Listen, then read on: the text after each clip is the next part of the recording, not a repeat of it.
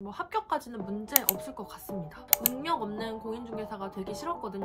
포기할까 하다가 모르는 건 과감히 다 넘기고 반복이 기적을 만든다. 꼼수 없이 저의 1년이 어땠냐면요. 사람마다 공부 방법이랑 환경이 다르기 때문에 저의 방법이 무조건적으로 옳다는 것이 아니어서 걸러서 들어주시면 될 것 같아요. 저는 정석대로 FM 스타일이에요. 공부할 때는. 그러니까 배경 지식이 제로인 상태에서 시작을 하니까 공인중개사 더블1급 평생패스 에듀윌 커리큘럼을 결제해서 공부를 시작했고요. 너무나도 저는 백도화진 상태이기 때문에 꼼수 없이 합격의 지름길은 에듀윌 교수님들의 강의라고 생각했습니다.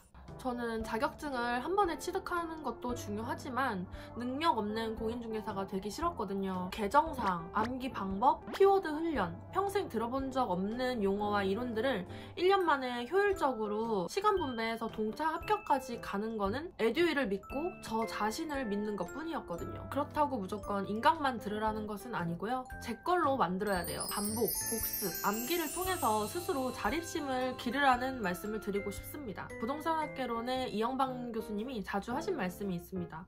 반복이 기적을 만든다. 저는 이 말에 전적으로 동의를 하는데요. 처음 한 번 볼 때는 아 이런 게 있구나. 두 번 볼 때는 이해가 되고 세 번째 볼 때는 다시 생각나네. 네 번, 다섯 번 볼 때서야 이제서야 머리에 들어오거든요. 같은 내용을 반복한다는 게 정말 쉬운 게 아닙니다.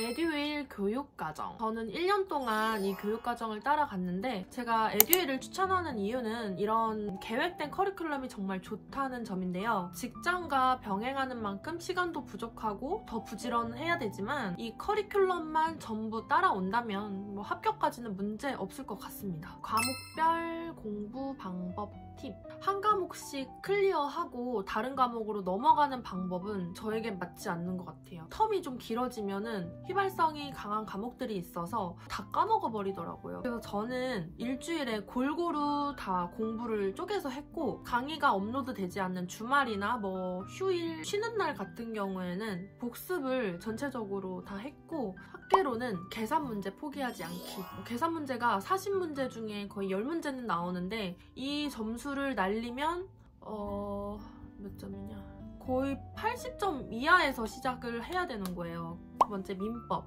판례를 많이 접하고 암기하기. 중개사법은 임선정 교수님의 챗받침이랑 그림 암기법 하루에 10분씩이라도 계속 투자해서 보시라고 하거든요. 공법. 오시윤 교수님의 체계도 넓게 가닥 잡기. 공법은 고득점 과목이 아니기 때문에 모르는 건 과감히 다 넘기고 처음에 제일 흥미있던 과목이 공법이었고 이번 시험에서 제일 점수가 낮게 나왔지만 그래도 많이 사랑합니다. 교수님이 너무 재밌고 인간미 넘치시고 사투리를 쓰시는데 그것 또한 너무 매력적이시고 이 방대하고 어려운 공법을 최대한 재밌고 포기하지 않게 이끌어주셨던 것 같고요. 이것만 알아도 여러분들 다 아신 겁니다, 진짜. 제가 공시법이랑 세법을 늦게 시작했거든요. 3, 4월부터 기본 강의를 착실히 들었는데 도저히 이해가 안 되는 거예요. 그래서 좀 소홀히 했던 게 있어요. 그 등기법을 포기하지 않기. 공시법이 파트가 지적법이랑 등기법으로 나뉘어요. 근데 지적법 때는 할만한데? 재밌다 이러다가 등기법으로 넘어가는 순간 포기할까 하다가 이게 안 나오면은 2차가 떨어지니까 세법도 그때 자신이 없었으니까 포기하지 않고 끝까지 반복을 한 결과 나중에는 등기법이 너무 쏙쏙 들어오고 왜 이걸 늦게 시작했지 싶은 거였죠. 세법, 숫자에 겁먹지 않기, 반복하기, 암기. 제가 세법이 너무 싫었어요. 교수님이 아니라 숫자도 많고 그 숫자들을 외우기 시작하니까 그렇게 많진 않더라고요. 그래서 모든 과목을 포기하지 않고 끝까지 하시다 보면 시험 날에 좋은 결과가 있을 겁니다. 학계론 이영방 교수님, 민법의 심정욱 교수님, 중개사법의 임선정 교수님, 공법의 오시윤 교수님, 공시법의 김민석 교수님, 세법의 한영규 교수님. 이 기본 커리큘럼 이외에 다른 강의는 듣지 않았고 늦게 시작하거나 공부할 시간이 없는 분들은 다른 교육과정들도 많은 것 같으니까 사이트를 참고해보면 좋으실 것 같아요. 일단 기초과정은 12월부터 바로 시작했고요. 백지 상태였기 때문에 중개사 시험은 처음 기초과정부터 시작하는 것이 정말 중요하다고 생각하고 혹시나 이 시험을 시작하려고 하는 분들은 첫걸음부터 출발하시는 게 좋다고 생각합니다.